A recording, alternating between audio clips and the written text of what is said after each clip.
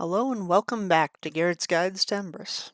This is our third installment, and as promised in the last one, we are going to be looking at character creation from the perspective of someone new to D&D. I'm going to be explaining more in detail how each action, each mechanic functions for Dungeons & Dragons, and this is generally going to be a longer video. I will be breaking it up into timestamps, that way it is easier to skip to parts you may need assistance with. But if you have seen the last one and you are more experienced with D&D, you are free to skip ahead if you so please.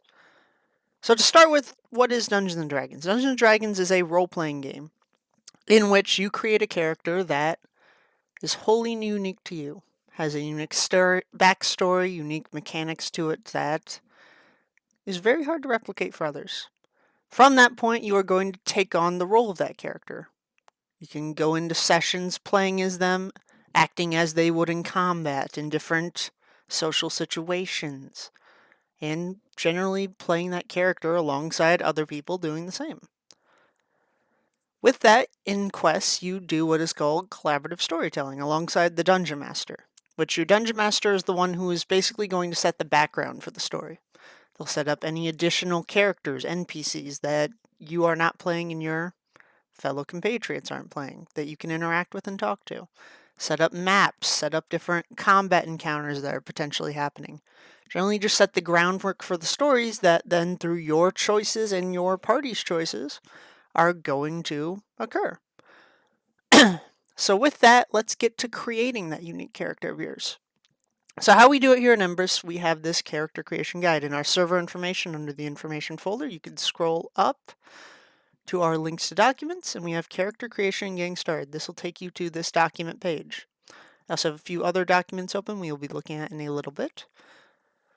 But in general, when you are creating your character, we utilize Roll20. This is a free-to-use format that allows you to create a character and manage it online, as well as play with others. Should you have any questions or need any assistance that this video does not provide, as always, feel free to reach out and contact a helper and questions, and someone will be as quick as they can to answer you. So in terms of character creation, in Dungeons & Dragons in general, we want to see something unique from you. Something that hasn't been done before or isn't an exact copy of something that's been done before. That brings us to one of our fundamental rules when it comes to creating a character. We want this character to be unique. Not something like, say, Captain America, Iron Man, different video game characters. If you make a plumber that jumps really high, named Mario or Naruto, we want to see something unique that you haven't brought in from other things. Meanwhile, you can bring it from other settings that you have played in with that character, should you wish to continue their story or utilize them again.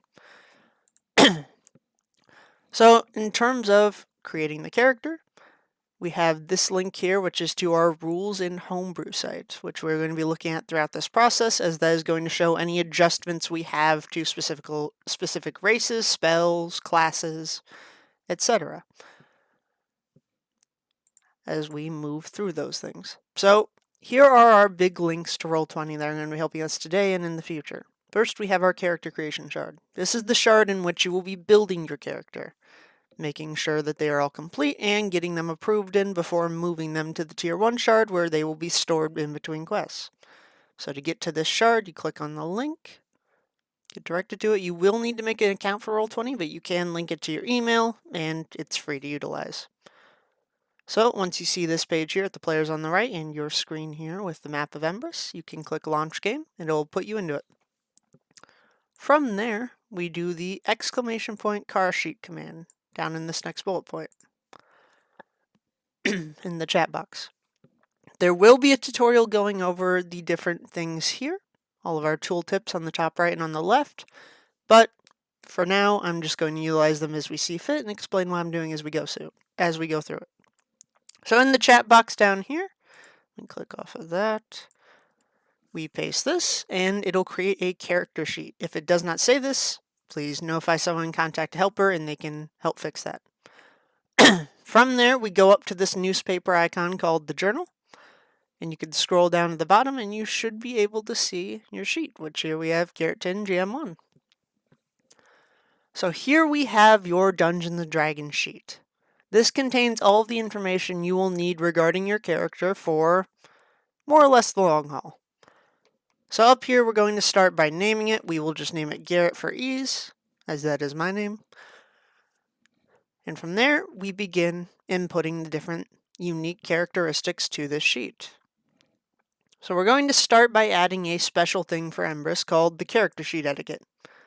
This is basically just a setup of information that you fill in where you got different things and what choices you made in order for the helpers to be able to look at this and quickly decide if the sheet is correct or not. And that way they can improve it and get you playing as quickly as possible.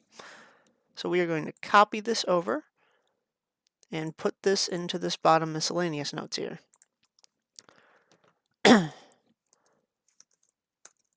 Space it out a little bit so it's easier. And then today we are going to be building a full sheet that is ready for approval by the helpers. That way we get a full depth of knowledge as to how things are going to be working. So I'm going to input the different stats, which these stats correlate up to the different statistics up here. So what do each of these mean for someone new to D&D? Well, the first one, which is by far one of the easiest to explain, which is strength.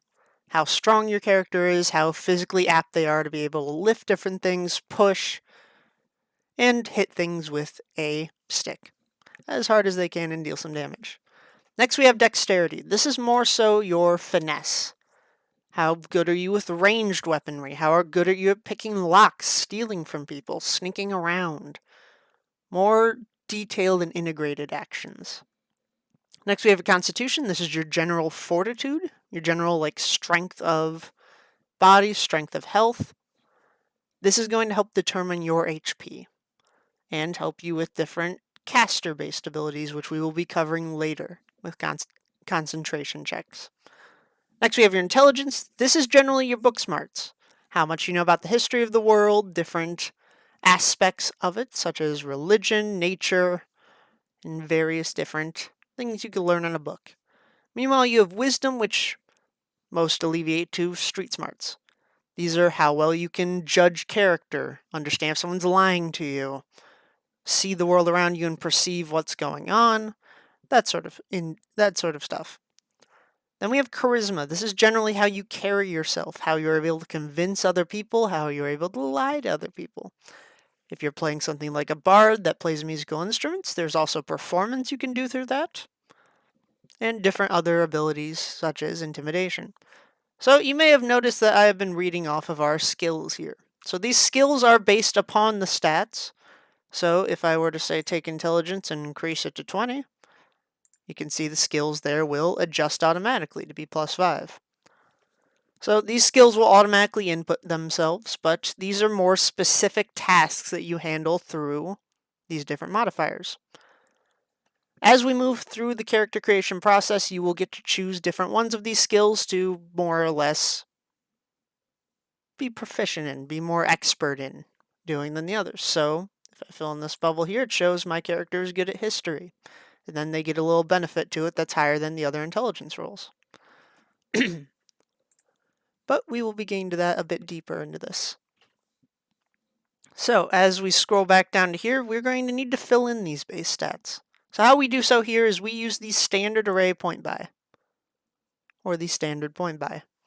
And if you click on this link here to our calculator, it'll pull it up, and this is automatically set to work with the Embris character sheets.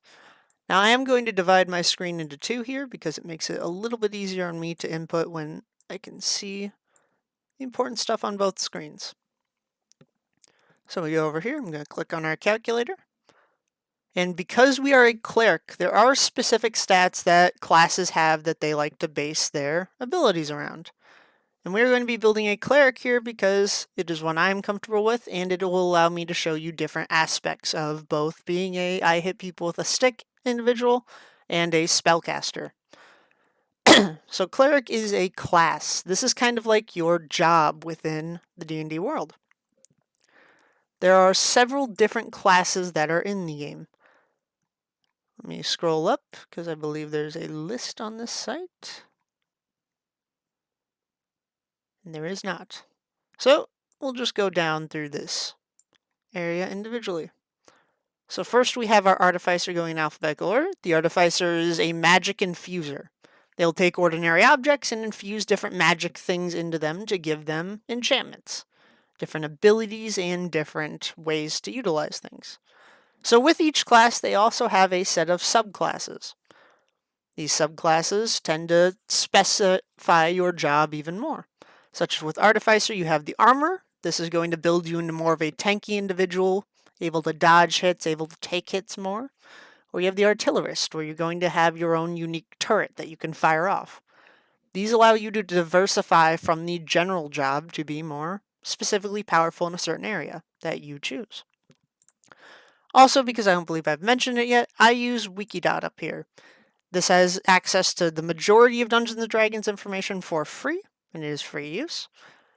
So I utilize it to help more or less build most of my characters. So to find that, you simply go D&D 5e Wikidot online, and you get to this front page here, which is what I'm on currently.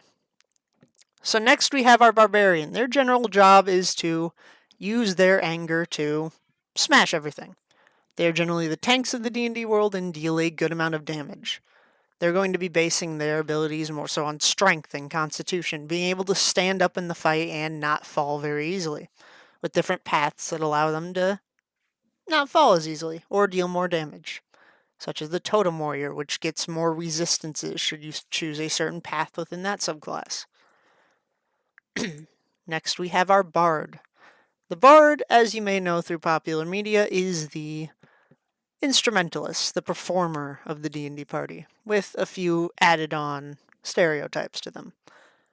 Their general job is to use their music and magic to help inspire their allies and be more... Either you could go the utility route, you could be a damaging route, you could be various different abilities depending on what the subclass you choose is, and the spells and build you utilize. But in general, these are very good utility characters, with their songs and bardic inspirations being able to help through combat. Next we have the Blood Hunter, which we allow here on Embris. It is a homebrew material made by Matthew Mercer that allows you to more or less do a little bit of damage to yourself to basically enhance your damage and deal it back to the enemy stronger than you do to yourself, with various different subclasses working with it. Next we have the Cleric, which is my favorite class, so I am a little bit biased, but this is generally the godly fellow within the group.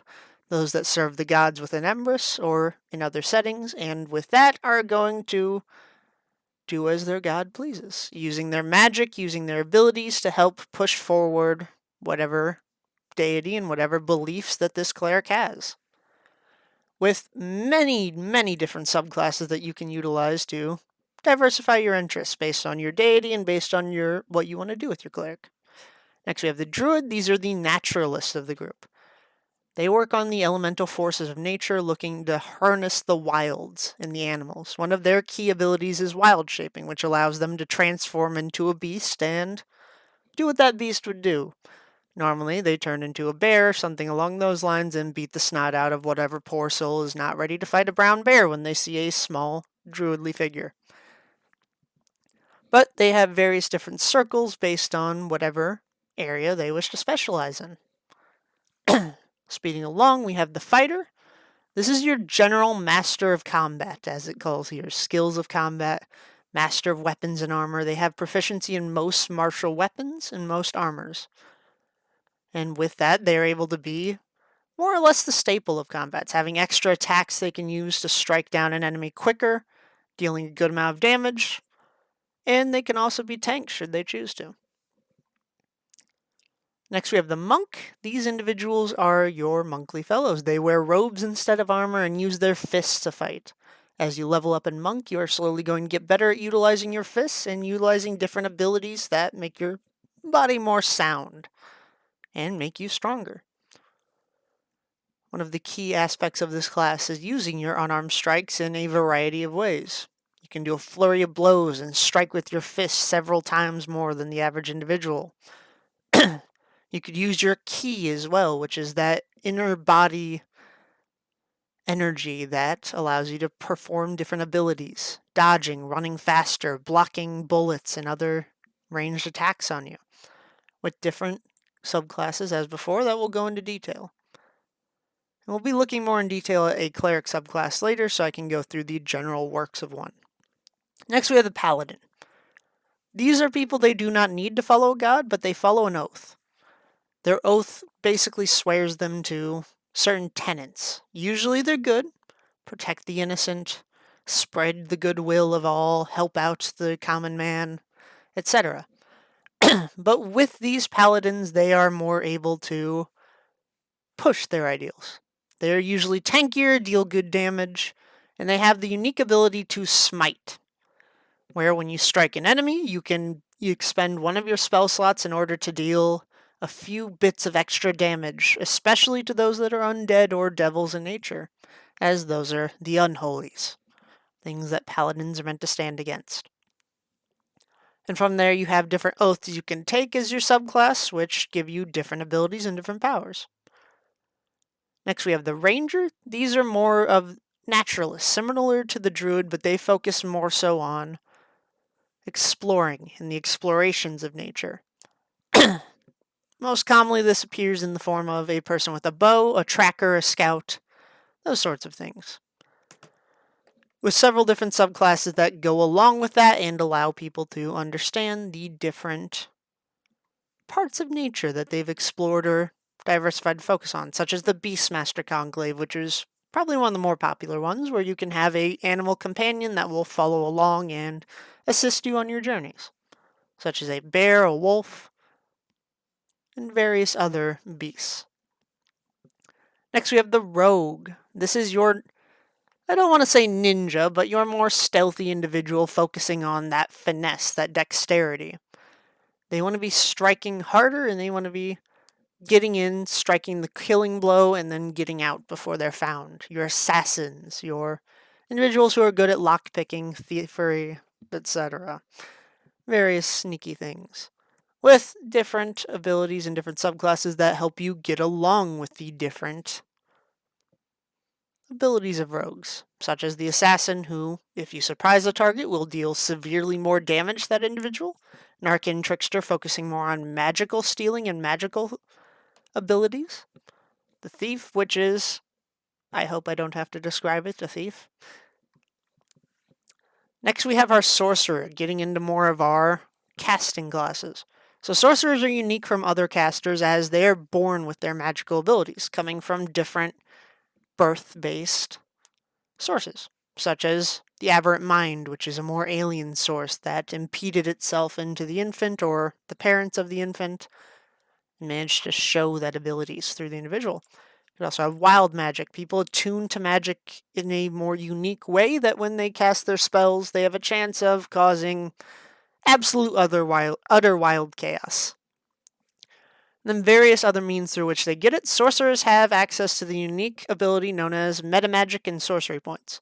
This allows them to take the basic spells in Dungeons & Dragons and bend them to their will, making them either cast quicker, deal more damage than they would, extend the range or the amount of time the spell takes up, or cast it at 2 targets instead of 1. Various abilities that are going to expand the abilities of these spells that they're casting. Next we have the Warlock, which, similar to the Cleric, they follow a patron. Their patron is just usually less reputable than a god. These can come in the forms of devils, great old ones, which are outer beings in the outer reaches of space that reach out and try and connect their power back to the material plane. You could get a genie, which looks to do genie things. Get some power, get some gems, grant some wishes, that sort of things. Though not wishes particularly at this point of Warlock level, at the lower areas. But in general, they have the sugar daddy that is going to be giving them their powers. Their focus is more so on not casting as many spells, but what spells they do cast, they're going to cast really, really hard, with increased spell levels that is built into the class. They also have a lot more cantrips, which are spells that they can cast over and over again without suffering any penalties or using any cost. And various other things that give them more passive power and then a few big active abilities they can throw at you spell-wise. Then next and finally, we have the Wizard, the staple of the D&D party, who is going to be your main mage for the most part. They spend their years in their life studying magic, learning the different ins and outs of how spells work, and the different magical effects that work within a world. With this, you have different schools you can take, which these schools are going to look into different parts of magic, such as chronergy, looking into magic that bends time, enchantment, looking into magic that's going to adjust the world around them and give more power to some things, and the various others, such as necromancy, which deals with the undead. These focusing on different areas and different types of spells that will help benefit you when you utilize those spells. Meanwhile, the wizard is also known as the more squishy of the casters, as they use a d6 hit die, which makes them have less health in general than other individuals. But that is a general look at each of these classes, and if you click on one of the classes, you are able to see their general guide to building, which here it says you must have an intelligence score of 13 or higher in order to multi-class out. That is because intelligence is the main point of the wizard class. Most of the abilities are going to be based on intelligence, and from there, it builds out. So in terms of multi-classing, you do have the ability to pick more than one class if many of these sound interesting to your individual character. These are based on the key ability within the class. As you saw there, you needed intelligence to be able to multi-class out. With Cleric, you'll need wisdom. If you do not have that stat, you can't multi-class out, and if you don't have that stat, you can't multi-class into this. So say we had a Cleric Wizard. You would have to have an intelligence of 13 and a wisdom of 13 in order to multi-class between the two of them. From there, you get the various benefits of each with a little bit of lowered area because you don't get the higher level abilities when it comes to these classes. But multi-classing is a much longer subject that would extend this video out much further. If you have any further questions about multi-classing, the questions chat and the contact a helper are always open down here in the public chats. But for now, let's begin our building of a cleric by looking at our stats. So as we've talked about, wisdom is the primary stat for the cleric, so I'm going to be maxing that out for us. That way we could gain some benefits within our different abilities and our spellcasting. After that, once you've covered your main stat, the rest is up to you how you want to diversify it. So how adding in these modifiers works, every 2 above 10 you get a different plus. So as 20 we have +5, at 12 we have +1, 14 we have +2, etc. going up by 2. From there, you can also go negative with our stats, which here you have your minimum of 8, which if you put in an 8 up here, it will give you a -1. That -1 basically means anytime you roll based on one of these different abilities, say I roll a history check, I have a -1 to whatever that 20-sided dice comes up with. So if I were to roll 19, it would come up as an 18. If I were to roll a 1, which has happened several times to me, you would end up having a 0 in that roll, and more or less looking like a fool. So that gives us the incentive to try and bring everything up to that net 0 of 10. So I'm going to do so over here in our calculator, and down here you can see our total points used. The higher you go in different stats, the more points it's going to take through its own calculating methods. So as you can see here, this does not actually take 1 point to go from 14 to 15, it takes 2, because this is in the higher end of our moving. So with our cleric, I'm going to be increasing our constitution a little bit, get us a little healthier so we could be up in the front line. We'll also decrease our dexterity a little bit in favor of being able to use weapons more with strength. And then I'm going to increase our charisma to be better at talking, because I feel that might be an important part for our preacher. So with that, we have our basic array here using our total points of 27. So we will input that down in our base stats. 8, 14, 10, and 13. From there, you get a benefit based on your race, which race is kind of not similar to the real world. It is more so what your character is, such as a human, a dwarf, an elf.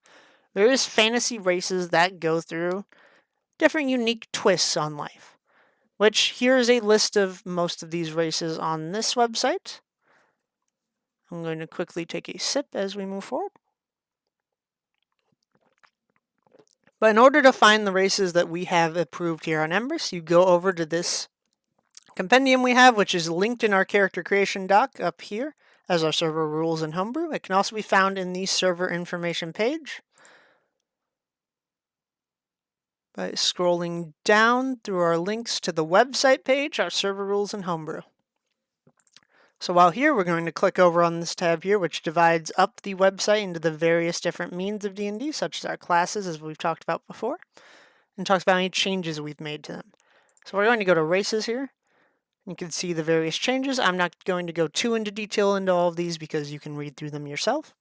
If you have any questions, as always, the questions chat is open.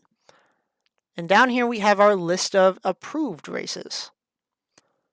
So you click on this spreadsheet, it will pull up, and you can see the various races we have approved. I'm going to full screen this so we can read it easier. There are many, many different races and many different sub-races within D&D, which sub-races tend to be more specifically located within a world or have various specific means to them. For this video today, we are going to be looking particularly at the gnome race, and we're going to be building a forest gnome, someone who lives directly in the forest.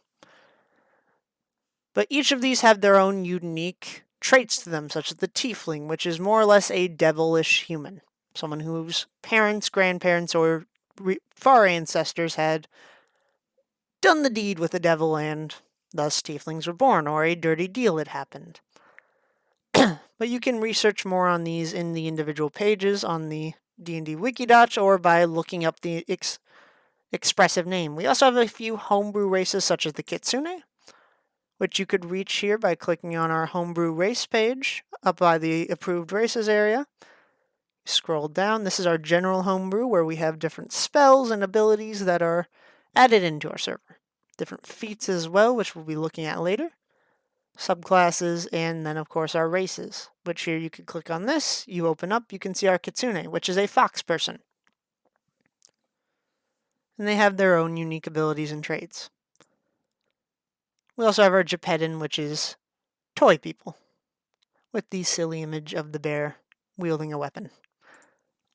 So from there, we are going to look at the gnome, which is on this front page here. We will scroll down to races. It is in the common section, so we'll click gnome. And we're going to tab back over and look at our sheet once more. And to fill in what race you have, you go up here to our class and level, or not class and level, we're going to go to race, and we're going to do gnome. And then we'll add in parentheses forest, as that is a sub-race we will be using for this video. So when utilizing your race, we're going to be inputting different traits that come with it.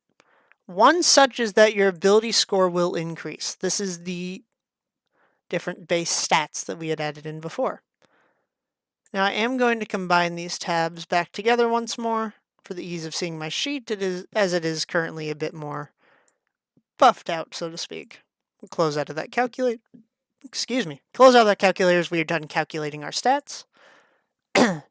So, based on a new book that came out recently, Tasha's Cauldron of Everything, you are able to dispute this racial stat wherever you please from each of these individual races. So it does not have to be intelligence that we put into. Basically how it works is we are going to be putting a +2 into one stat and a +1 into the other. So down here in our racial ASIs, which are ability score increases, which these are your abilities and the scores that are with them, we get a +1 and a +2. So with that, we are going to put our +2 into wisdom, as that will increase our primary stat. And we will put our +1 into charisma. That way that evens out that 13 and turns into a +2 instead of a +1. So now that we have our ASI boons done, we're going to go input our ASIs up to the base stats. So we have 12 for strength, 8 for dexterity, 14 for con,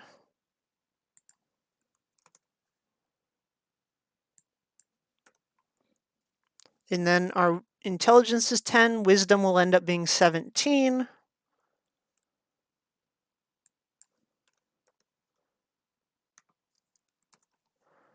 and our charisma ends up with a solid 14. So now that these are arrayed, you can see that our skills over here have also adjusted to benefit with them, with our +0 being based on our intelligence stat here. Should you find that any stat is missing in your games, as a DM may call for you to make a skill check and it's not there, you're able to add it by going down here, and we will say the skilly skill. From there, you click here and you can choose one of the abbreviations to determine what stat this skill is based upon. We will call it dexterity, and from there it will automatically adjust itself with our -1 in dexterity. Now let's get rid of that. But now we have those done. We're not going to see other ASIs in this video, as we are only building up to level 3, which is the base level within Embris that you will start at. But now let's start adding in our racial traits. So over here on the right boxes, we have the different features and abilities that come with class, racial traits, feats, which we'll look at as we go down the line. So we're going to go up here with racial traits, and we're going to add in the first gnome one.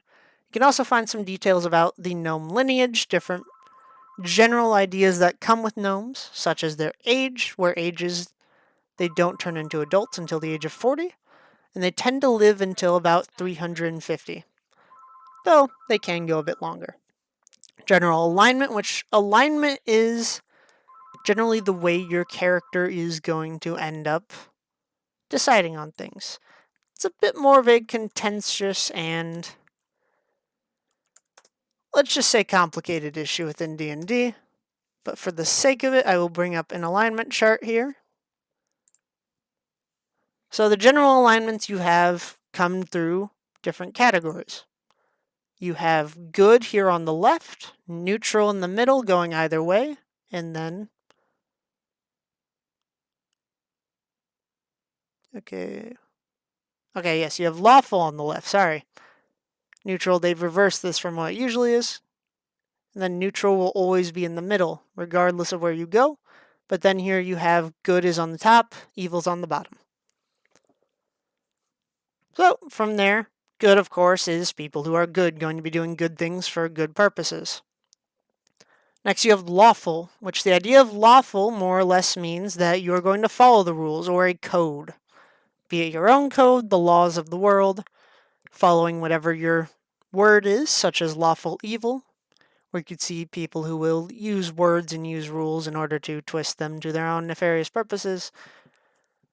Neutral, you kind of go in the middle. You don't have a code, you don't go against code, such as with chaotic, where you don't really care about the rules and you're more selfish.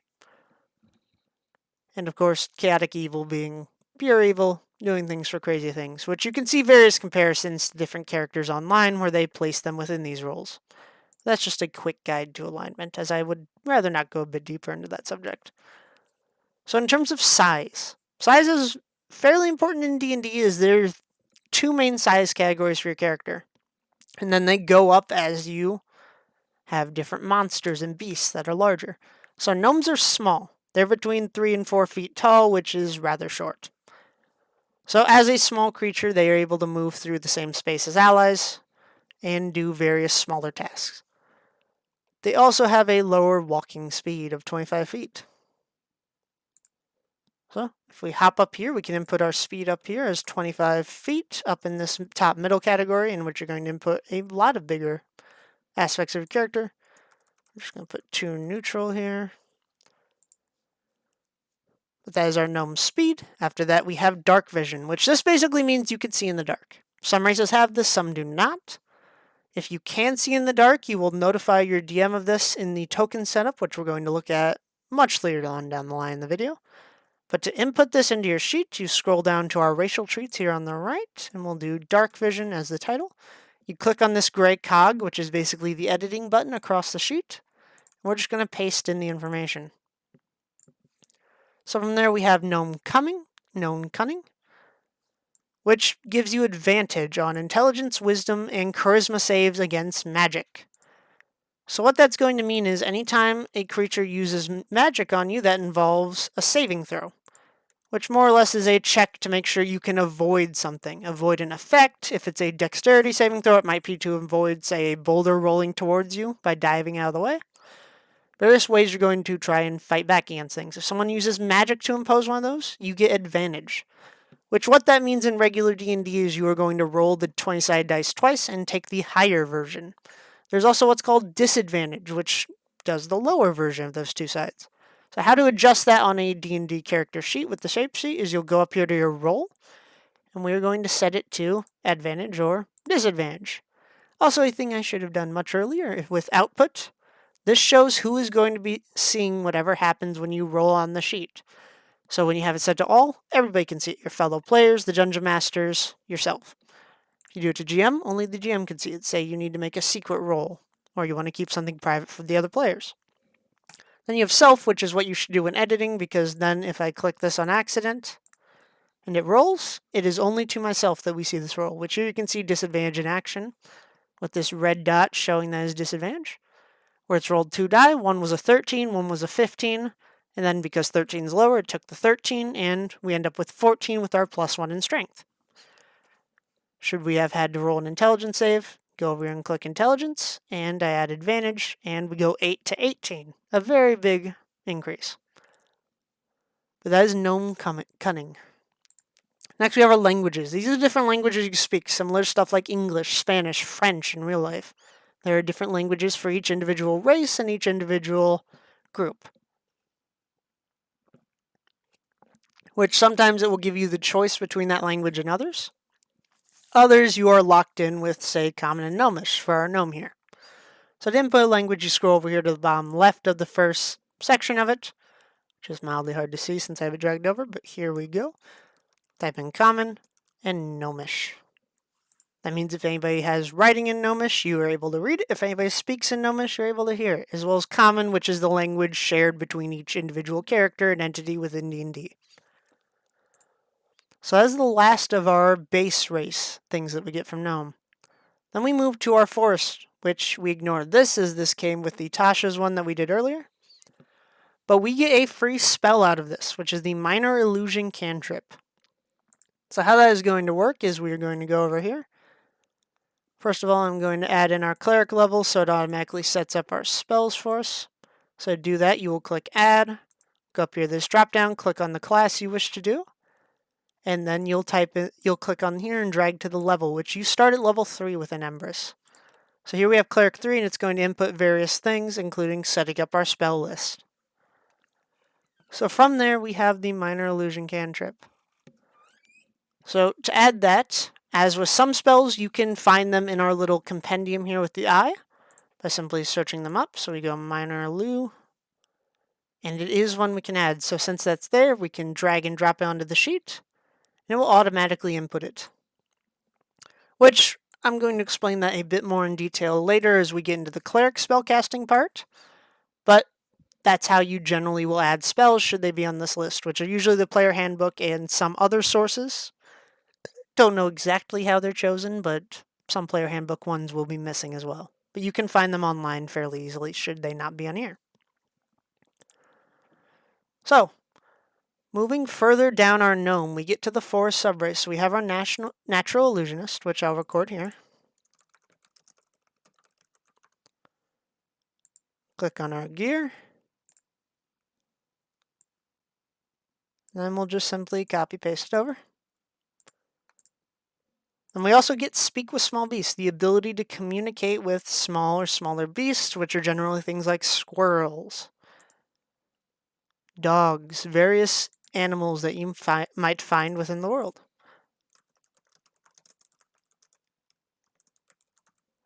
The beasts are our most common creature type that you may run into, things like bears.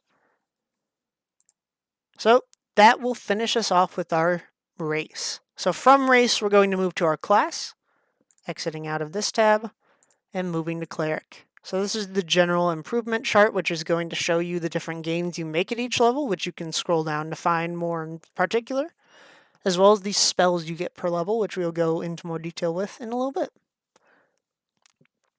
So looking at class features, first we deal with our hit points. And we are going to be dragging this out from here again once more for the ease of importing and adding onto our sheet.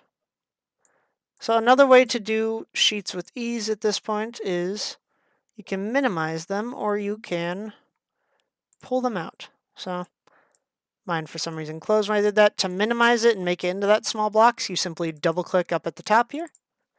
Or you can pop out by clicking this and it will make it its own window. I don't do that as that tends to lag the sheet out, especially when inputting, and makes it a little bit harder to do. So we'll be moving this over to here. Since we're dealing primarily on this left side, I'm going to be doing this so we're able to scroll. It's a little bit of a headache to do it like this, but I think it pays off dividends when editing a sheet. Alright, now that we can scroll, we can deal with our HP. So as a cleric, your hit dice is a d8, which hit dice are a thing you use in D&D during short rests. If you spend an hour outside of combat basically taking a nap, laying around, being lazy enough to not be wearing yourself out, you're able to recover a certain amount of your hit points, which you can choose to roll with your hit dice here. Then we get to our hit points total. So for our first level, you always gain the maximum hit points, which for us will be 8 because we have a d8 hit dice. So we get 8 plus our constitution, which puts us at 10. Then for our other 2 levels and every level past that, you have a decision to make. You can either roll for your HP or take the average, which is half the number on the dice plus 1. So for 8, it'd be 4 plus 1, which is 5. So we could get an additional 10 HP or roll for the potential 16. If you choose to roll, you can go over here and go to our bot channels up near the top, go to HP character tracker, and you type in !R 2d8 plus 4 because our con is plus 2, so you add that con twice. Cleric level 3 Garrett. That way they know what class you're doing, what level you are, and then of course what character it is. Then you will also put the maximum once you are done. So we do that roll. Garrett rolls maximum HP of, so that's 19 plus, we had 10, so 29. And then when you use these little apostrophe keys, which are the tilde key above the tab button on computer, and you hit enter, it'll create a nice black box, which is the more official way of looking at stuff on the server. You need 3 on each side of your message. So I'm going to delete those as this is not a real one, not reported, because I don't want to get in trouble. Delete those since this isn't a real character sheet and it's not going to need to be logged. But from there, we have 29 HP. So up here in the big heart is going to be your current HP, and then down here where you see the M, type in 29 again because that is your maximum HP. That way, whenever you look at your HP, you have your maximum and your current set up. So how HP works in D&D is every attack, everything that's going to damage you is going to deal a certain amount of HP damage. You will then subtract that from your HP at a given time. If you hit 0, you do not die immediately. You begin the process of death saves. So what a death save is you click it and it rolls a d20. In the chat, I left advantage on, which means it rolled it twice and took the higher. If you get below a 10, you fail the death save. If you get above a 10, you succeed. Once you have failed or succeeded 3 times, which you can keep track of in these bubbles, you either die or you don't. If you have 3 successes, you stabilize, you're still unconscious, but you are alive, so good for you. If you have 3 failures, it's game over. You've died. Another thing that happens if you roll a natural 1, which is a 1 on the 20-sided die, you will lose 2 death saves at a time, which obviously puts you a lot closer to death as a punishment for rolling that 1. But if you roll a natural 20, which is a 20 on the 20-sided die, you automatically get up with 1 HP. And anytime you get up, your death saves are forgotten. You restart the death save process. So if you have 2 failures and suddenly you get that natural 20 and you're up, you suddenly have no failures. And you are back alive, ready to fight. If you go down again, you restart that rolling process. Also, if you take a hit and take damage while you are down, you automatically fail a death saving throw.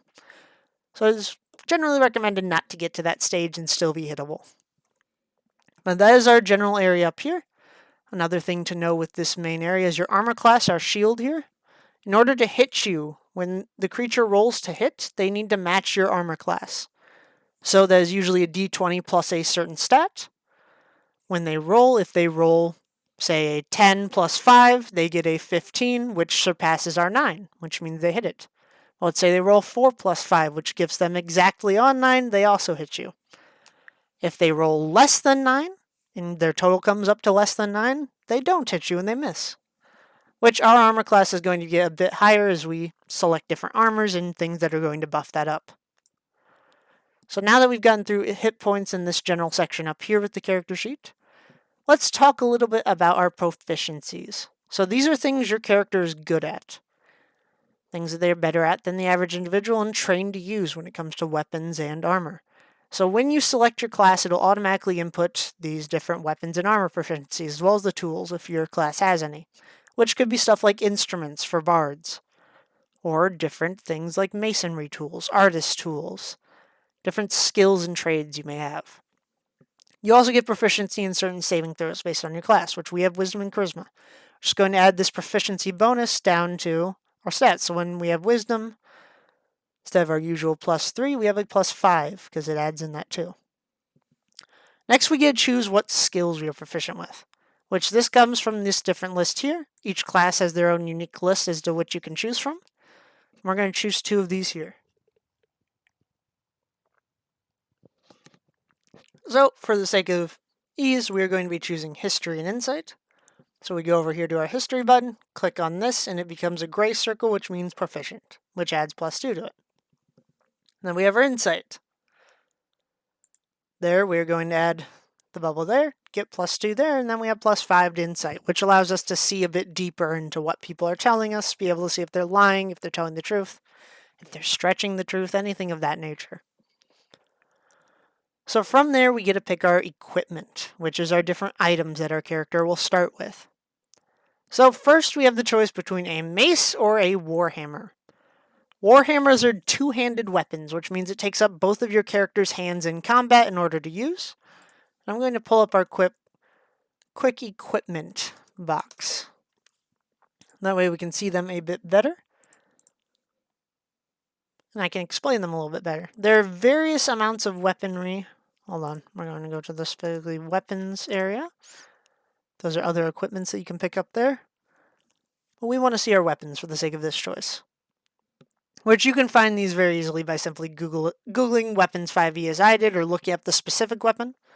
So here we have our mace. This is a simple weapon we are proficient in, which I forgot to note, Warhammer is a martial weapon.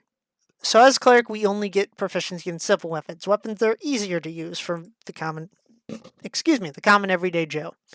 Stuff like a club, a dagger, things you can easily use to attack an enemy because they're simple weapons. Meanwhile, martial weapons are those that might require training, either because they're heavier, they require greater finesse like a rapier, or they have special traits such as the war pick or the whip. Things that are more specialized, which as Cleric, we only have access to our simple ones proficiency-wise unless you take a certain subclass that gives you proficiency in it, which we are not going to be. So we will be using our mace here, which as you can see, costs 5 GP to buy on the average, but we get one for free. So up here in our offense area, we're going to add the mace. Type in mace so we know what it is. So how to add it as an attack is you click on the attack box here. That should automatically input these sorts of things. With melee weapon attack, we are proficient, so it adds that +2. And then our +1 strength, so that makes it a +3 to hit. So when we roll that d20 to hit a creature, we add 3. If that 3 is higher than their AC, we hit. Then we deal damage, which down here on the hit section, you input what kind of damage it deals. So here we see it deals 1d6 bludgeoning damage. So this one here, you see how it is sort of grayed out compared to the other text? That means it's a fake one. So we actually have to write the number 1 there. From there we drop down here, and we click our d6. So now it shows you the average of what your roll would be, which is 4. And then you type in bludgeoning for the damage type here. So from there, now that that is done, we can close this gear. And now I'm going to take us out of edit mode for a second, which you do by clicking this yellow pencil. And we can output this attack by clicking on it. So you can see here we rolled a 16 and added 3, so 19, which is going to hit most creatures, for the most part, especially early on. And then we deal 3 bludgeoning damage to them, which is a decent amount of HP. Not the best of rolls, but it'll do. But that is how you create an attack weapon. So moving down our choices, we get a certain amount of armor, which we're going to pull up a list of armors. There are 3 types of armor: light, medium, and heavy. So light armor is lighter armor, doesn't impede your movement. Most people can utilize it. Such as in our list here, you have leather armor, studded leather armor, mediums where you kind of mix it in with some metal and some extra additives that are going to make it more defensive. And they're going to have different buffs to your AC. So we have the choice between scale mail, leather, and chainmail, which chainmail is our heavier armor, which is going to require a certain strength to utilize it because it's heavier, made of stronger metal. Which, since we don't have a strength of 13, nor do we have proficiency in heavy armor, that chainmail is ruled out. As we only have proficiency in light armor, medium armor, and shields. You can still use armor if you are not proficient. You gain various debuffs from utilizing that, though, which will make it more or less useful, as it'll have your speed and do other negative effects. So we are going to be using the medium armor for this sake, which we choose here as scale mail, which gives us 14 plus our dexterity with a max of 2. So what that means is we go down here to this armor section down near the bottom middle, click add, we type scale mail, and we click on our gear to edit it. So type, it is a medium armor, and then its base is 14 plus dex, max of x, which gives us a AC of 13 here. But one of the downsides with this medium armor is it will give us disadvantage on stealth, which means we roll that dice and take the lower. So we can't really sneak, as this thing's going to be clinking around as we walk. So we type that in there. We'll type in a little bit of our weight there for this one, as this is a heavier contract onto our sheet. At 45 pounds will generally be a lot to a gnome. So there we have our armor. And then once you add it down here, it's going to automatically input it up here to give us that armor of 13, since our dex is negative. Should you wish to take off armor, if you have multiple armors you'd like to be switching between, you can simply tick this off and it'll take us back to that 9 as if we aren't wearing armor. As the base for armor is 10 plus your dex, which ours is negative, so it's minus our dex. So there we have our armor choice. From there, we get to choose light crossbow and 20 bolts or any simple weapon. For the sake of showing off ranged weapons, I will be taking the light crossbow with 20 bolts, so we have 20 uses of it, which you can buy more in our store. So here, we switch this over to ranged weapon attacks. And now you can see it decreases because we're not using our positive strength, we're using our negative dex there. So we take our -1 off of our proficiency of +1, and that's going to hurt us a decent bit. So from there, we'll look at our weapons, scroll over to our simple ranged weapons, which our crossbow is a D8 damage. And here you can see its range. So when it comes to range for these kinds of weapons, you have usually this range of 20 to 60. So what that means is anything within 20 feet, you can roll normal at. You roll the D20 plus our 1, and then we hit or miss. If it is between 20 feet and 60 feet, you have disadvantage to hit, as that is a bit outside of its range. Anything past 60 feet, you cannot... I'm reading from the dart. I'm a bit silly. But for light crossbow, the similar premise happens. 80 feet's our range where you can hit normal within. Then it goes out to 320. Anything further out than 320 feet, you cannot hit, even with disadvantage. It's gone. It's too far out. Next, you have the loading property, which means you can only utilize one shot with the crossbow a turn. You can't repeated fire. Also takes up both of our hands, so in order to utilize it, we can't have a shield or any other second weapon in our hands. So in terms of implementing our range, we go over here to this range section of the sheet. We'll do 80 by 320. And that way it'll always output that so the DM and you know how far you can aim. And we add 1d8 here plus our dex, piercing damage, and boom, we have a light crossbow added, which will output the same as the mace. Alright, and that is our third choice there. After that, you get a Priest or Explorers pack. We'll be doing a Priest pack. You can look these up online, but these generally have... Priest pack 5e. generally have different miscellaneous items that'll help you along your journey. Backpack, blanket, candles, tinder box, some incense, censer, vestments, some rations, and a water skin. Stuff that's going to help you on your journey. So we put equipment, priest pack, down here in the equipment section.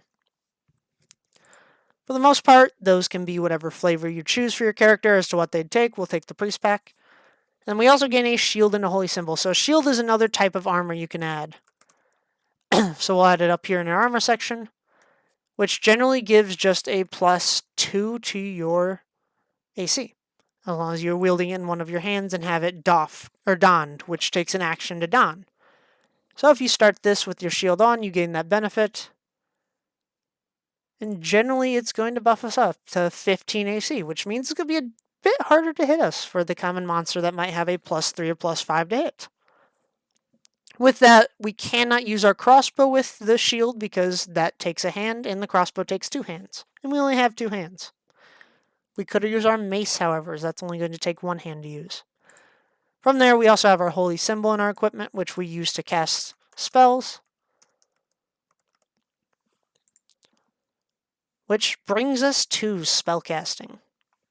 So, spellcasting in general is a bit interesting in terms of it versus various video games, as we use spell slots instead of the general mana terms. So what a spell slot means is each spell has a different level. So cantrips are considered level 0. You can cast these without using a spell slot. You can cast them as much as you want. So we could generally create our minor illusion as much as we want, which that basically will let us set up an image we choose that is an illusion, make a fake sound, make various different means to confuse creatures or show different images to people. So we could cast that as much as we want throughout the day. We could just continuously cast it. Meanwhile, once you get to the higher spells, such as our first level spells, those cost a spell slot to use. So when it comes to first level, let me grab us an example here. We have something, say, Cure Wounds, which is the generic healing spell within D&D. Takes an action to cast, and you can upcast it. So whenever you cast Cure Wounds, it will take a spell slot. You can use a first level spell slot or a bigger level spell slot. So as you can see, we have 4 first level spell slots we could use, and then 2 second level. Excuse me. So with this first level spell slot, we cast it and it will give 1d8 healing plus our wisdom. If we were to use our second level spell slot, however, as you can see by the higher levels tab, which some spells have, some don't, it will instead utilize an extra d8, so we would heal for 2d8. So in terms of choosing our spells from there, we go up here to our table once more, and as a 3rd level cleric, we have 3 cantrips we know, which, as we said, these are different things you can cast more or less endlessly. So this is on top of the one given to us by the race. So for this one, I'm going to choose us 1 damaging one and then 2 utility ones that aren't going to be as useful in combat, but they're pretty neat. So we'll do Thaumaturgy. We'll do Toll the Dead. Actually, we're going to see if we can drag any of these first, because I don't want to be silly and type them all out when we don't have to. And I believe Thaumaturgy is one we can grab. Yes, so we simply drop this over to the cantrips. And then what it does is it allows you to use a range of effects. You can make your voice boom louder than normal, cause flames to flicker, brighten, dim, or change color, harmless tremors, and various other effects that you can read through this. I'm not going to go into too much detail for every spell, as we're going to be looking through a good amount of them. But in general, that's that. Oop. Why did that just black screen? Alrighty. But with that, we go back over to this corner where I can easily look through stuff. We're going to grab Sacred Flame, which this is going to be a unique one that shows off saving throws. So I'm going to look at this.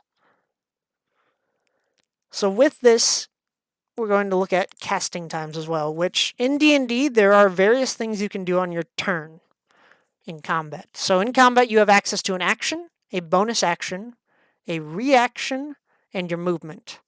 So an action is your general, what your main focus of this turn is going to be. It could be hitting someone with a weapon. Using our mace is going to take us an action. It could be casting a spell, like Sacred Flame here takes an action to cast.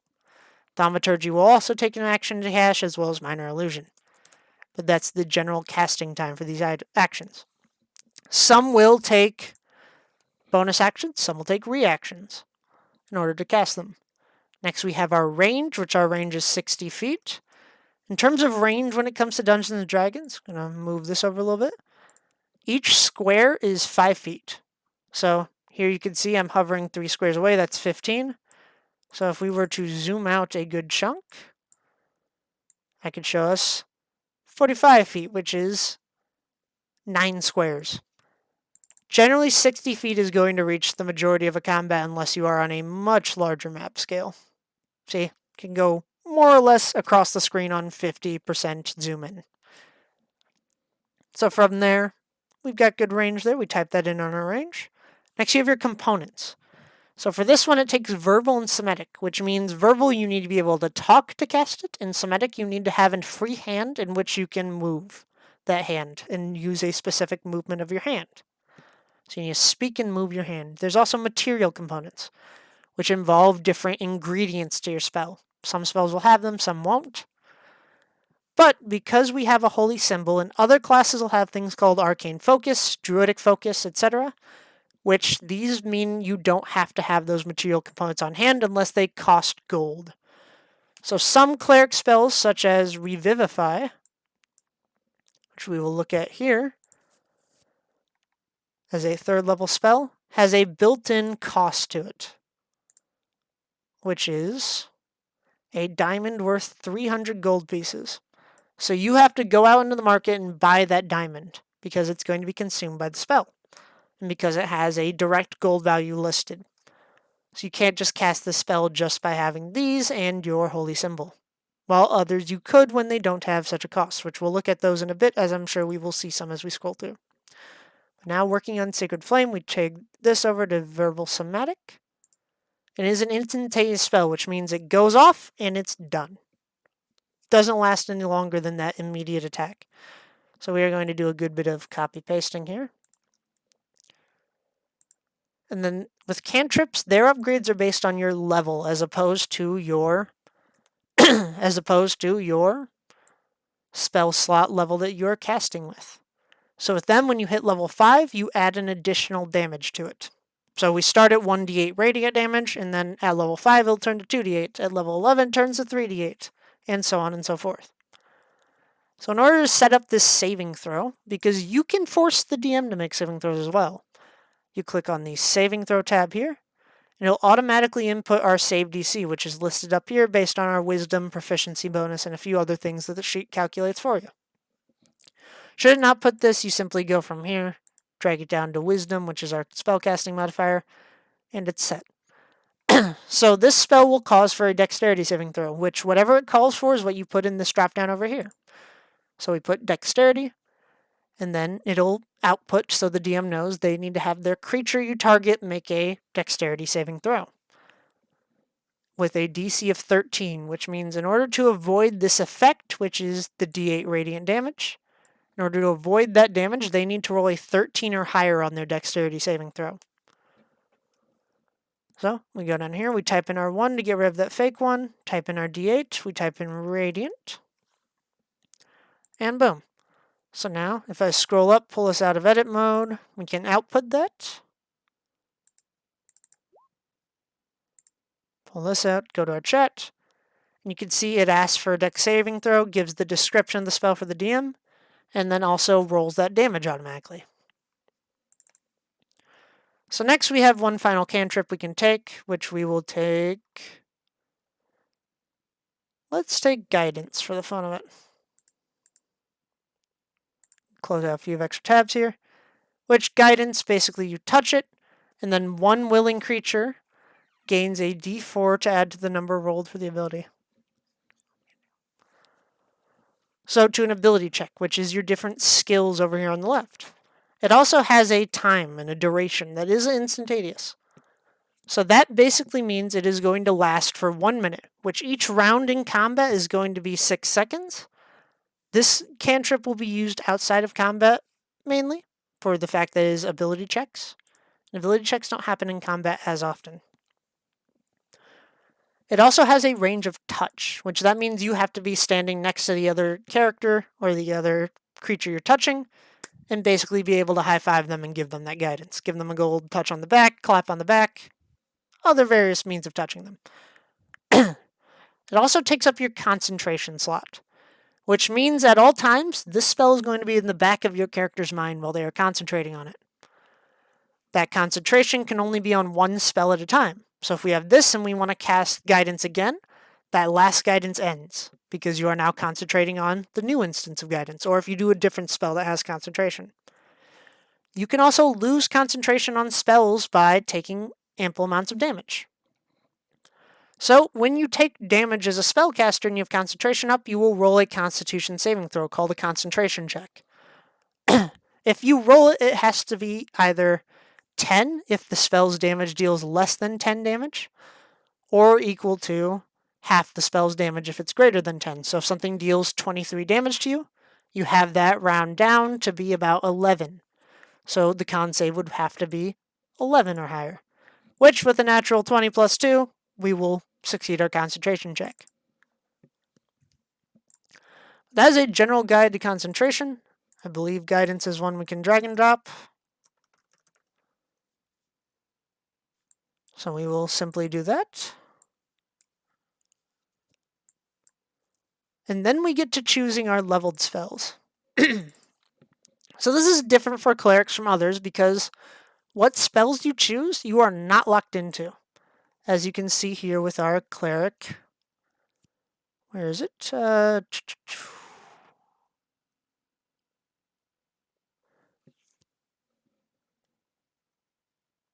Trying to find it in this block to help you with. There it is.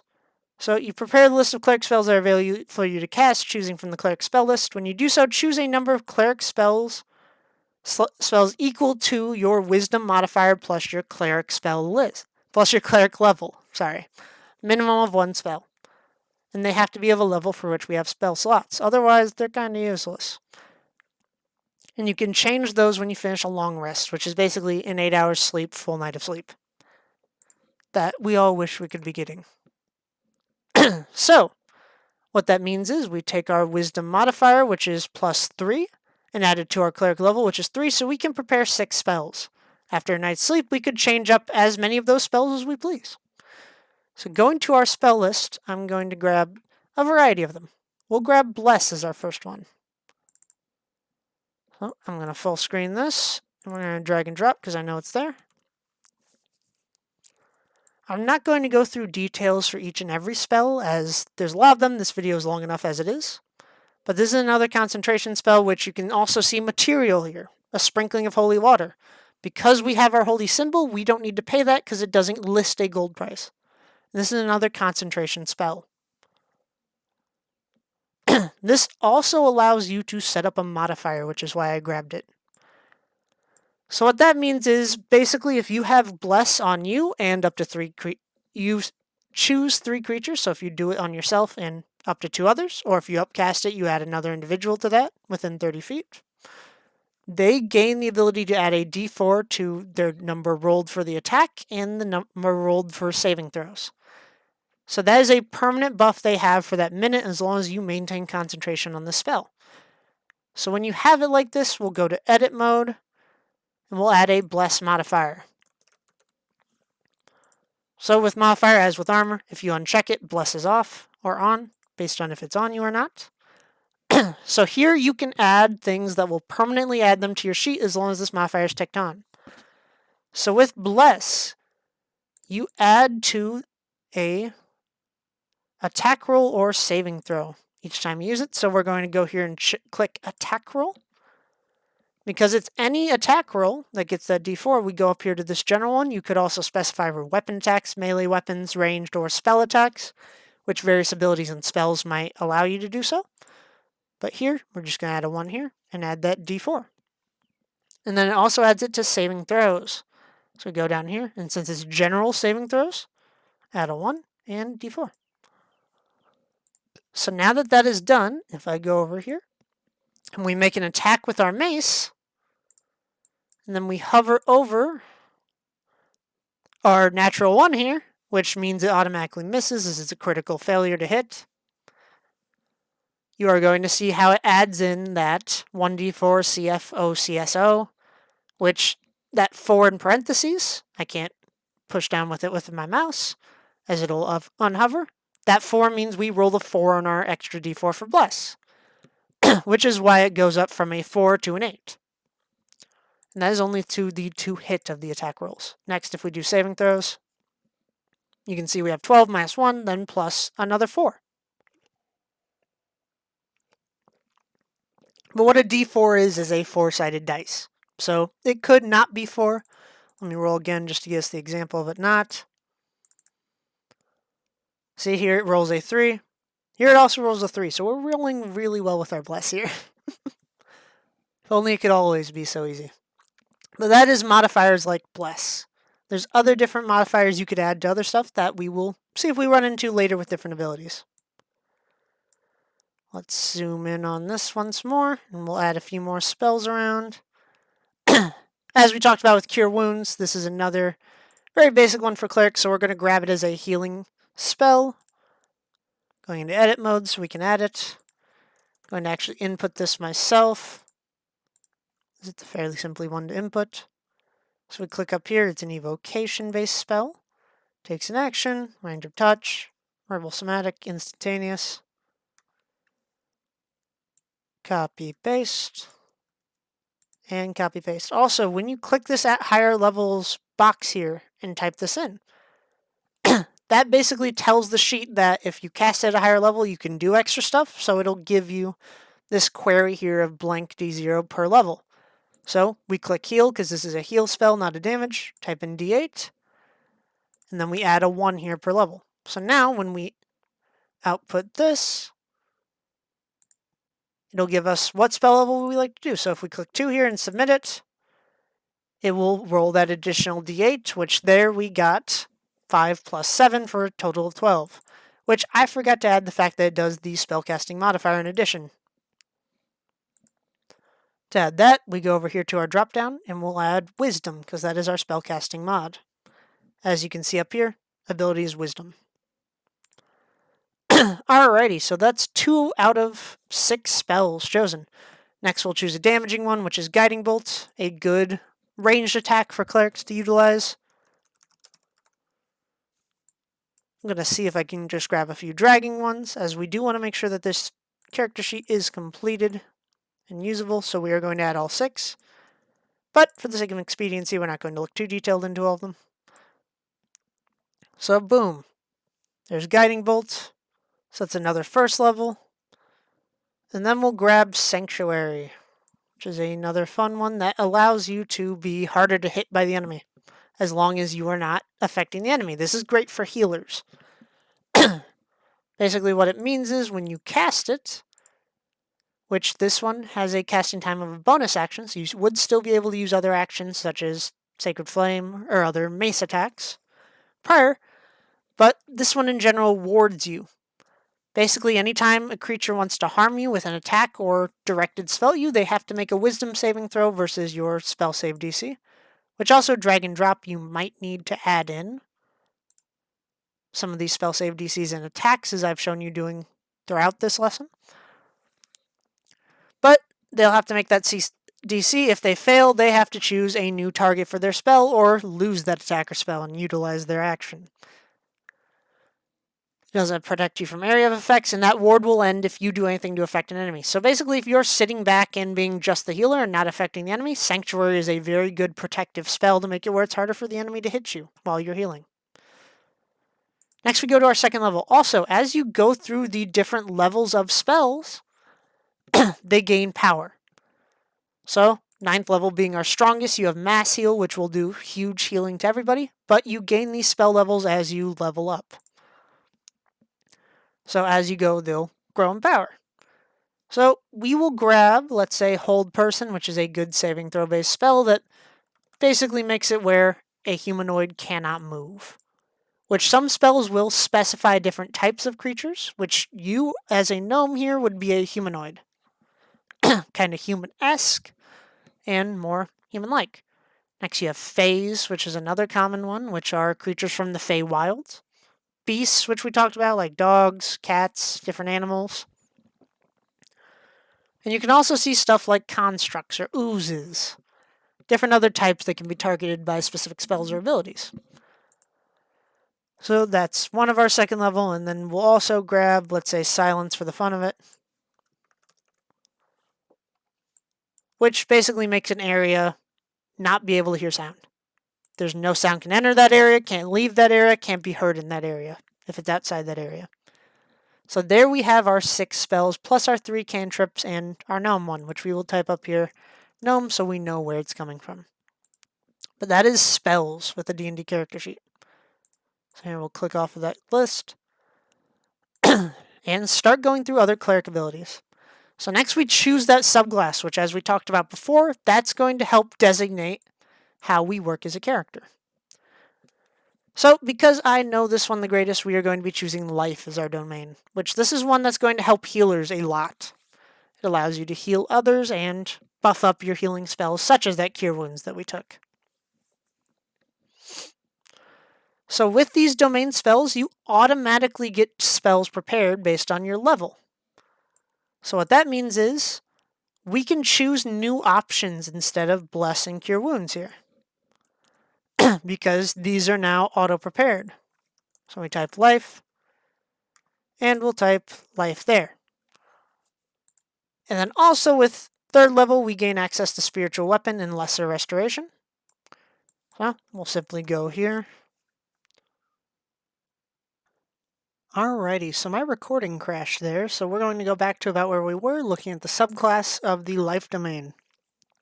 So for the sake of expediency, the rest of this is kind of plugging along, going through the different levels you have.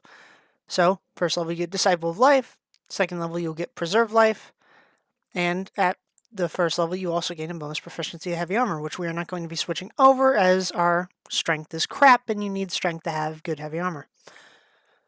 With that, we have Channel Divinity, which is a big thing for clerics, as this is a limited use effect you have. In general, Channel Divinity, you're going to have your main one, which is Turn Undead, and then one unique one based on your subclass. So what it is for Turn Undead is you use your action, present your holy symbol, and then undead within 30 feet need to make a wisdom save or basically see the power of you and your deity and run for their lives in fear. For Life Domain Cleric, you have the ability to do similar to that, except you will heal allies with that in that area, which I set up over here on our sheet for it to say 15 uses, because you can heal up to 5 times your cleric level, up to half their maximum HP that is missing. So with that, I put in 15 as that is our pool we will be using. So up here with Channel Divinity, you have 1 use per short or long rest, which as we talked about, rests are basically your downtime as a character where you're able to relax and kind of recover from any hardships you've faced during the day. So these allow you to recharge your abilities, heal up. Long rest is going to be that 8-hour full night's rest that we all hope we could get, while short rest is that hour of like catching your breath, relaxing, trying to get back into the swing of things. So when you change this from 1 to 0 uses, let's say we had a combat where I need to use that in 3 spell slots. If you scroll up here to where it says long rest, click that button and it will refresh all of those. These buttons will automatically adjust anything that has X amount of uses per short or long rest. So if I were to change this to 0 again and then hit short rest, it likewise will change that back to 1 out of 1. So that's a unique, nice tool that will help you set up there. How you set up for it to be uses per rest is you will add in this little drop-down menu. So let's say with this Preserve Life, if I were to say 15 uses per long rest, and I typed in it's 15 out of 15, this is not how Preserve Life works, but as an example, then it sets it up to where anytime you click long rest, it'll refill that 15 points. So then we can undo that like this, and boom, all set. With that subclass, just continue to plug these in, copy and paste. If you haven't, excuse me, you could utilize the different questions channels available to you by Embris within our public chats. Alrighty. But with that, we have our class implemented onto the character sheet alongside our subclass. So up next, we have our background. There are two different things within D&D you have in terms of your back. You have the background, and you have your backstory. So background, this is the mechanical side of it, where you choose based upon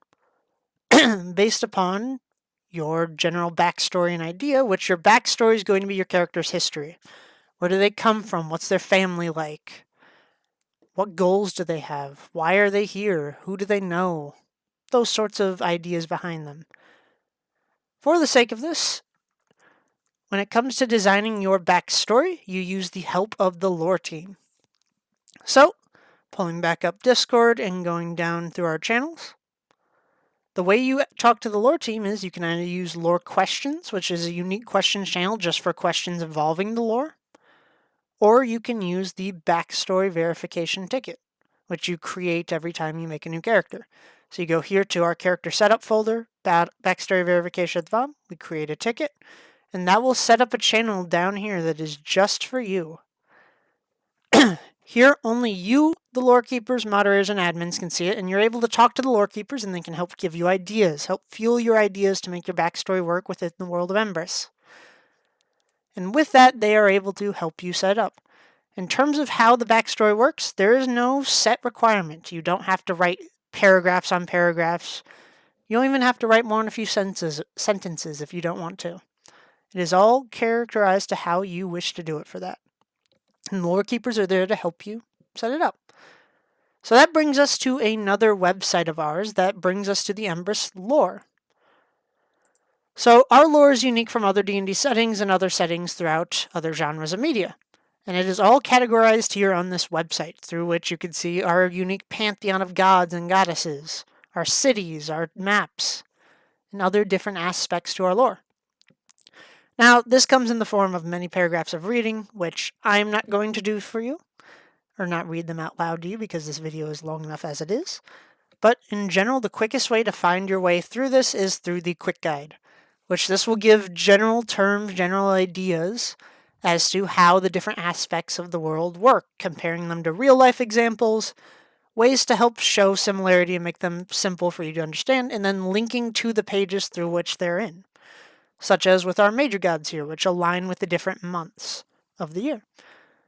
So, it shows what they're the god of, god or goddess, and then links to their page where you can see some of the symbols and arts drawn by our artists Stormy or Chaos Rain, and then the different fable and stories that go along with this god. So as a cleric, we would need to choose one of these to represent us, which you can either have one of the major ones or one of the minor ones, which there's a few of them that deal with the less major parts of the world, such as the day and night cycle, or sun and moon goddesses Solus and Luna.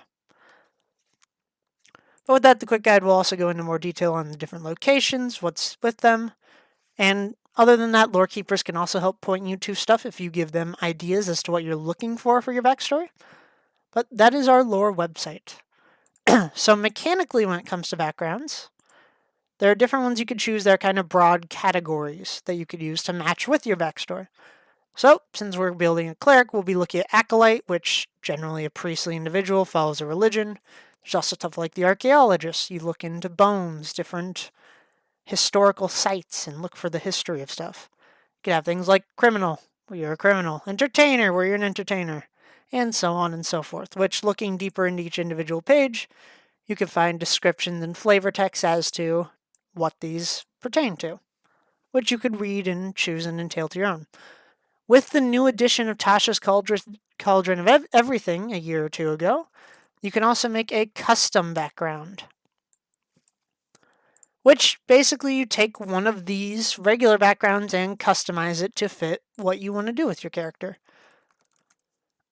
So with a background, you get additional proficiencies, tools, equipment, etc. And from there, you can customize it should you wish and choose different ones. So with Acolyte, you get a specific feature called Shelter of the Faithful, where you have the respect of others, can perform religious ceremonies, and look at care from temple and healing shrines. Have that general help with clerics and other priests. So you could take that feature or another one from other ones, put that into your character sheet. you also get the ability to choose different proficiencies we add to our skills over here and the tools. So, for the sake of this, we will be grabbing religion, and we'll do athletics. That way we can be a swole cleric. And then once we have chosen those proficiencies along with others, we will go down here and log them as our skill proficiencies where they came from. That way the helper knows where your different proficiencies are coming from and what choices you made. That way they can easily match it up with if that's how it works and make sure your sheet is appropriate and working well. So I have recorded those down there already. And then we hop over to this again, and we could choose 2 tool proficiencies or 2 languages. So looking at our different tool proficiencies, I'm going to pull up the different list of tools within 5e. And I'll also grab us languages. We're not going to be looking at or adding a tool proficiency to this sheet, but we will be adding a few more languages. So in terms of tool proficiency, they go with different hobbies, different activities you can do, such as cooking, glass blowing, jewelry, work, painting. You could also have gaming sets, such as the dice set or the playing card set, or different musical instruments if you wish to play an instrument. These allow you to play them in a better rate than the average Joe, giving you that +2 or higher to your individual rolls to them. But once more, here's the long list of each individual proficiency you can get tool-wise. You can look deeper into them on your own as to what each pertains to by Googling them. But we're going to grab 2 languages. So here's the list of all languages within D&D. You have your standard languages, such as Common and Gnomish, which we have on our sheet currently, as well as for the other basic races, such as Elvish, Giant, Dwarvish, Goblin, Halfling, and Orc. Some of these share a script with each other, which these are the writing styles. So similar to in real life, how we have English, French, Spanish all share that same Latin alphabet, where we all write A, B, C, but with different words, different meaning as the languages shift. These languages share similar as well, with Giant and Gnomish having the same script, the Dwarvish script, while they have different languages and how they're spoken and how what each word means differently and different words exist. So those are our standard language. There are also the exotic ones, which are more specialized for things like the Nine Hells with Devils and Infernal, the Underdark with Deep Speech, and different other languages that might be known by either races or monsters. So we will be adding Sylvan and we'll add Elvish to be basic as well as our 2 additional languages we get from our background. So going through our customized background a little bit more, we've got those 2 down. Next we get our equipment.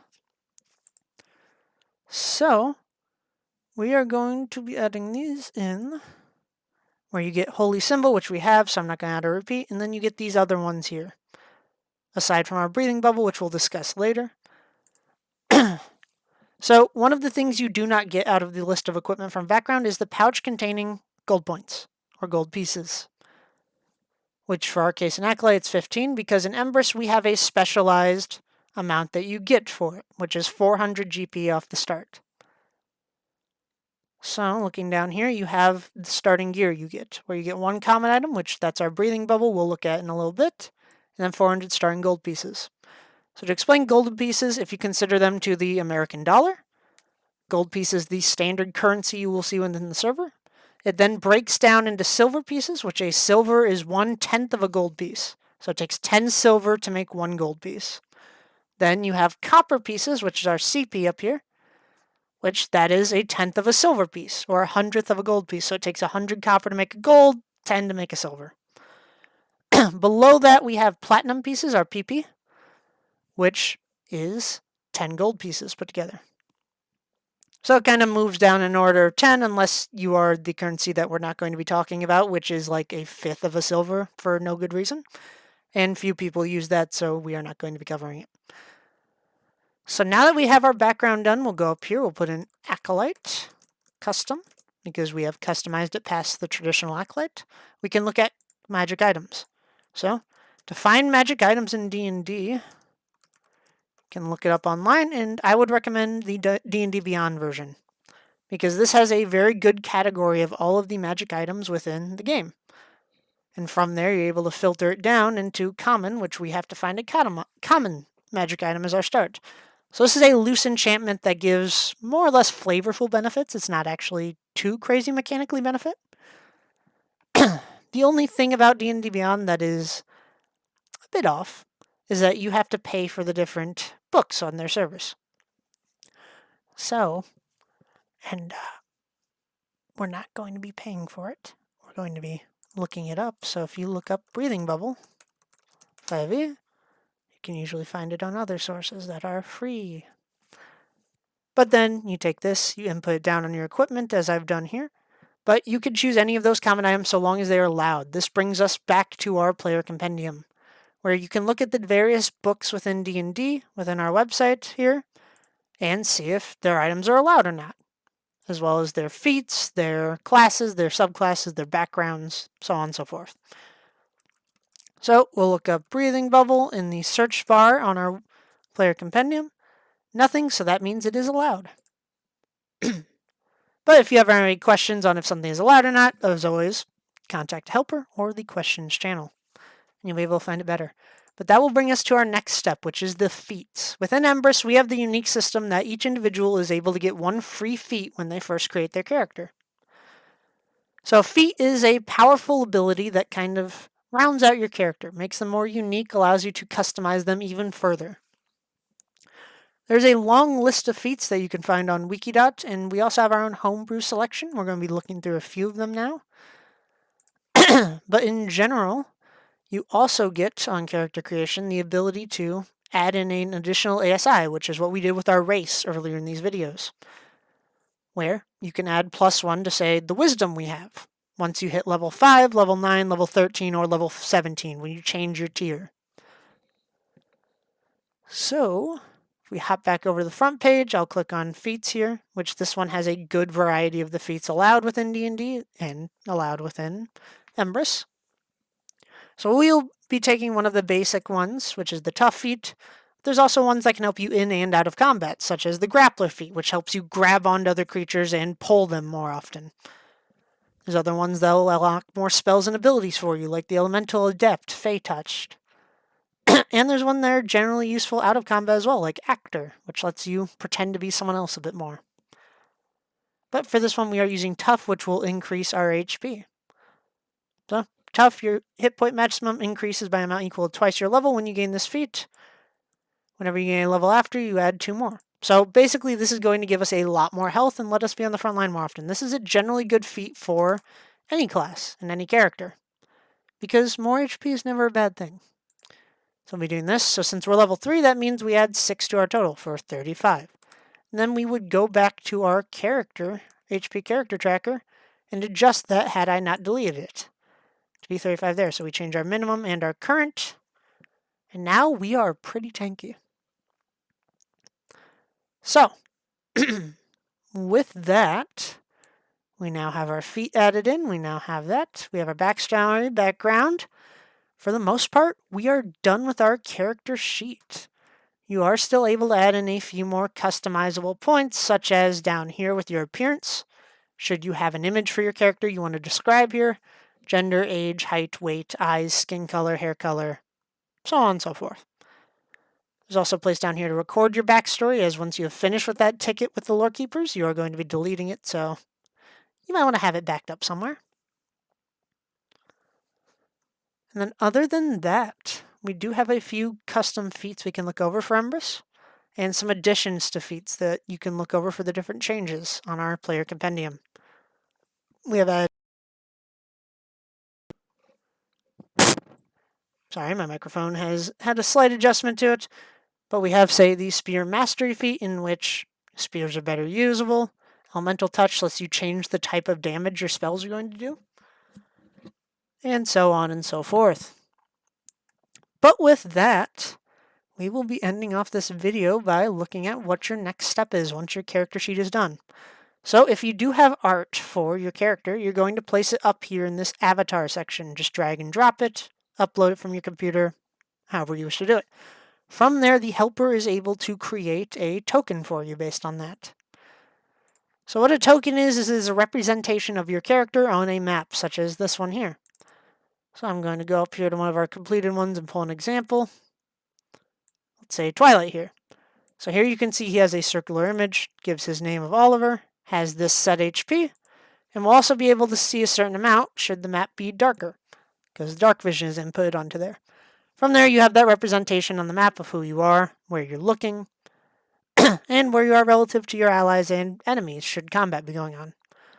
But we'll be looking more at tokens and Roll20 based combat in a later video where we have a mock combat for you guys to witness and learn a little bit more about how combat's going to work on the server and in D&D in general, which I would recommend checking out, should you be inexperienced with D&D. But with that, once you have your character sheet set up, we can make a token setup post. So the general way to do this is you are going to want to use your three backwards apostrophes to create the black box, which is the key with tilde on it above the tab on the computer. Or you could copy another person's post to steal those 3 and make it your own if you are on mobile and create the black box that way. So what we're going to say Garrett's character sheet is complete and his token is ready to be set up with 60 feet of dark vision. And we close off the black box. So once you have done that, putting in your own character's name, obviously, and if you have dark vision or not, the helpers will get to your sheet whenever they're able. And should you be approved, you will get a green square or green circle or a green heart, as Arc likes to do here with these most recent ones. That means your sheet is approved and you are good to join in on any quest that pops up, which we'll be talking a little bit more about questing in our next video. You cannot do any role-playing, however, until you have the yellow square, which comes from our lore keepers once your backstory is approved. You don't need your backstory approved right away, but you have to have it approved by the end of your 3rd session on the server. With that, we are going to wrap up this video. If you have any questions, please remember the question chat is always open. You're free to message me yourselves or contact a helper for more direct help. I hope you have learned something from this video, and I will see you guys in the next Garrett's Guide. Peace.